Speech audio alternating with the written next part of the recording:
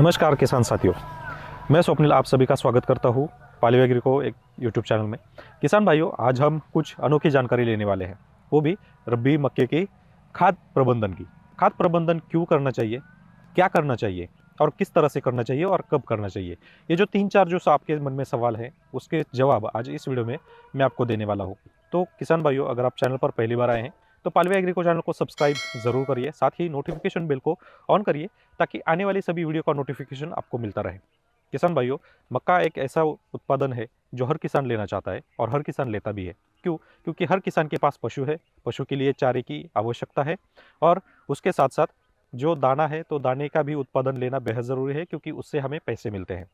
तो दोनों भी चीज़ें आपस में मिलती जुलती है और दाने के फिर से हम फीड के लिए भी इस्तेमाल करते हैं, जैसे कि पशुओं के लिए, बकरियों के लिए या फिर मुर्गियों के लिए, यानी कि पोल्ट्री में भी इसका काफ़ी हद तक इस्तेमाल होता है। तो ये सभी चीज़ें आपस में मिल-जुलती है, तो इसके लिए मक्के के उत्पादन में भारी बढ़ोतरी मिलना बेहद ज़रूरी है। अगर इससे हम खाद प्रबंधन ठीक से करें तो हमें उत्पादन ज़्यादा मिलता है, साइलेज के लिए मक्के का उत्पादन भी ज़्यादा मिलेगा और साथ ही साथ जो दाने का कल्टीवेशन है, जो दाने का यील्ड है, वो भी अच्छा खासा मिल जाएगा। अगर आप वैरायटी अच्छी तरह से चूज़ करते हो और उस वैरायटी को अच्छा खाद प्रबंधन करते हो तो लगभग 40 से 50 क्विंटल आपको दाने का उत्पादन भी मिलेगा और लगभग 20 से 25 टन हमें साइलेज का चारा भी मिलेगा। तो ये दोनों चीज़ें अगर आपको करनी है तो उसके लिए खाद प्रबंधन करना बेहद ज़रूरी है। तो खाद प्रबंधन किस तरह से करें, ये आज हम इस वीडियो में जानने वाले हैं। तो वीडियो को पूरा देखिए और अगर वीडियो अच्छा लगा हो तो वीडियो को लाइक और वीडियो को शेयर ज़रूर करिए। तो किसान भाइयों, जान लेते हैं सबसे पहले हमारा सबसे पहला खाद प्रबंधन कौन सा करना है, क्या कर सकते हैं और कब करें। तो जब भी हम मक्का लगाते हैं या फिर ट्रैक्टर के ही उसकी बुआई करते हैं तो उसी समय हम दे सकते हैं, या फिर मक्का लगाने के बाद उगने के आसपास हम इसका उपयोग भी कर सकते हैं। उसके हिसाब से हमें जो क्रॉप सिलेक्शन होता है, जो जो खाद प्रबंधन होता है वो हमें करना पड़ता है। तो पहला खाद प्रबंधन में मैं आपको 2 खाद बताऊँगा जो आपको इस्तेमाल करना है, या फिर आप उन दोनों में से कोई एक इस्तेमाल कर सकते हैं। तो सबसे पहला जो खाद प्रबंधन है उसमें 20-20-0-13 ये खाद आप ले सकते हो। उसके साथ 20 किलो हमें एमओपी यानी म्यूरेट ऑफ पोटाश लेना है और 10 किलो ज़िंक सल्फेट लेना है। ये लगभग जो खाद है वो लगभग हमारा हो जाता है 80 किलो का लगभग। उससे आगे हम क्या कर सकते हैं, तो उससे एक और जो खाद है उसका हम इस्तेमाल कर सकते हैं, जिसमें हम 24-24 खाद ले सकते हैं। उसके साथ एमओपी और जिंक सल्फेट ले सकते हैं, या फिर प्लेन जिंक भी ले सकते हैं, या फिर बेंसल्फ और जिंक ये दोनों भी ले सकते हैं। अब ये भी एक खाद प्रबंधन हम कर सकते हैं। उसमें कई अलग अलग खाद प्रबंधन हम कर सकते हैं और उसकी मार्केट में काफ़ी ज़्यादा खाद जो है वो अवेलेबल है। लेकिन फिर भी अगर हमें करना है तो 20-20-0-13 हम क्यों सजेस्ट करते हैं।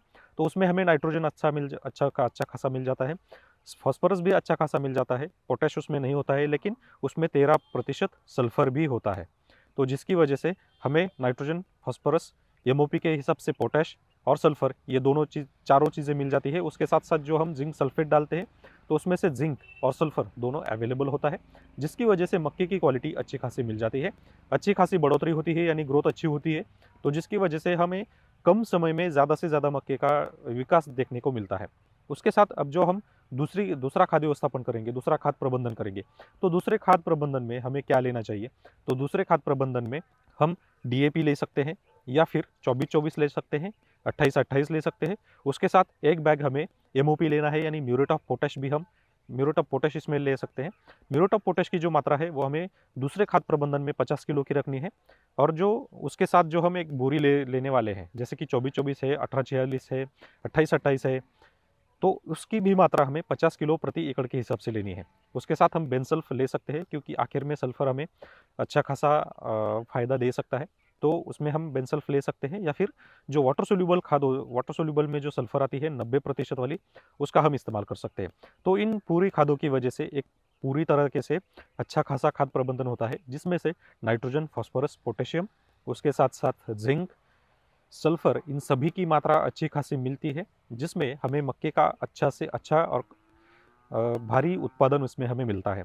तो ये 2 खाद प्रबंधन जो है वो हमें लगभग, पहला जो खाद प्रबंधन है वो हम बुआई के साथ कर सकते हैं, फिर बुआई के बाद 10 दिन के अंदर हमें करना पड़ता है, और दूसरा जो खाद प्रबंधन है वो लगभग 40 दिन के आसपास हमें करना है।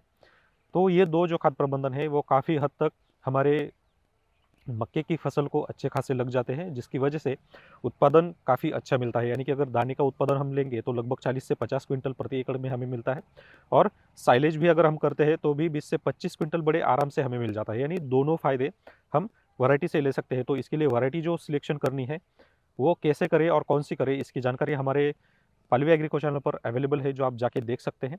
तो इस तरह से आप मक्के का खाद प्रबंधन कर सकते हैं जिसमें आपको अच्छा खासा उत्पादन मिल सके। किसान भाइयों, अगर ये वीडियो आपको अच्छी लगी हो तो वीडियो को लाइक ज़रूर करिए और ज़्यादा से ज़्यादा किसान भाइयों को ये वीडियो शेयर करिए।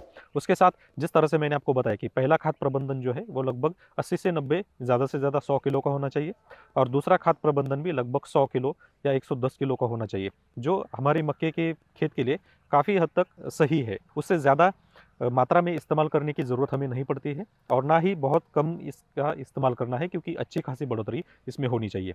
100 किलो से ज़्यादा या फिर 110 किलो से ज़्यादा खाद प्रबंधन ना करें। इसमें हमारे पैसों की बचत भी होगी, हमारी फसल अच्छी भी रहेगी और बढ़ेगी बच्ची। तो किसान भाइयों, वीडियो को अगर अच्छा लगा हो तो लाइक ज़रूर करिए। धन्यवाद।